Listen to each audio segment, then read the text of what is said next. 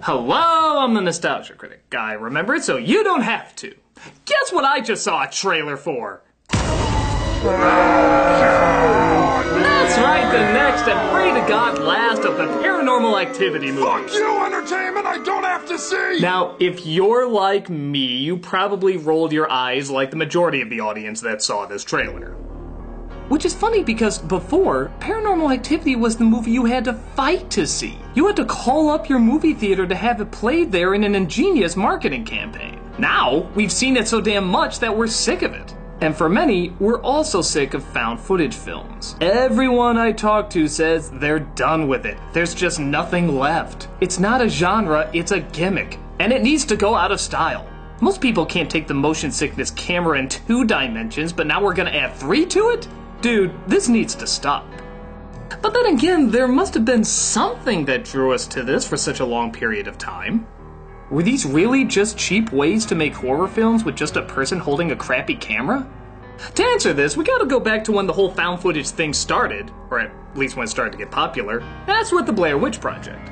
Now, chances are this kind of idea had been done before, but this is the first time it became a worldwide phenomenon. The hype for this movie was insane, but even from day one, people were split about it. Some say it was one of the scariest movies ever made, others say there were no scares at all. Some praised it as a new form of filmmaking, others saw it as a lazy, shaky cam mess. Whatever your thought process, the film was a big hit, inspiring dozens of other films trying something similar, and ironically the sequel being nothing like the first one. You all know the setup. The whole film is being told from the point of view of a person holding the camera. And while it's debatable whether or not Blair Witch holds up, depending on who you ask, you can't ignore what it inspired. We went from 2 cameras to multiple cameras, quick edits to shots that take up the entire night, crappy quality to really high-end quality. So this means that the art form must have evolved, right? Well, again, it depends on who you ask. While the imagery looked better, many say the quality of the scares was getting predictable, and the limitations too frustrating. There's always shaky cam, there's always people reacting to the camera like they've never fucking seen one before. There's always a ton of comedy in the first half, and, of course, the characters always have to unrealistically film everything. Well, maybe not so unrealistically nowadays, but still, this is pushing it.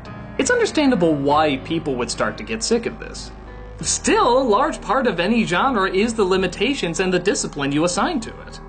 In film noir, you know you're going to get heavy shadows and a dark, mysterious story. In romances, you know you're always going to get 2 people who share their emotions and their feelings to grow closer. So, why can't these limitations work for the genre of found footage? Now true, this has been used in comedies and dramas, so it's probably more appropriate to call it a subgenre. But it's still a distinct style with a distinct look that many filmmakers have added their own touch to.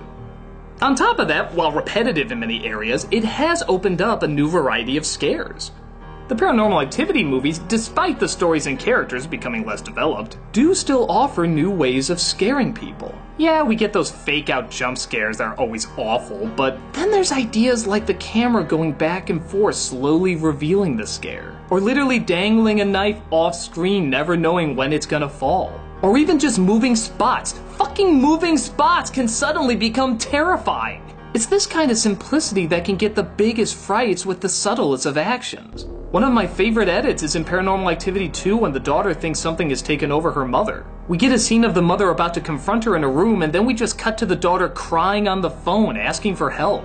We have no idea what happened in between, but our imagination is much more disturbing than anything it could have shown. And seeing how a lot of found footage is very much less is more, it allows clever touches like that to shine the best, when it has to work through the limitations by being clever. It's like shooting an entire movie in a coffin or a whole film on a chairlift. When you take away the usual distractions, it allows you to focus more on the meat of the story. And it can only be done well by truly smart filmmakers. But with that said, a lot of times the style can be the distraction.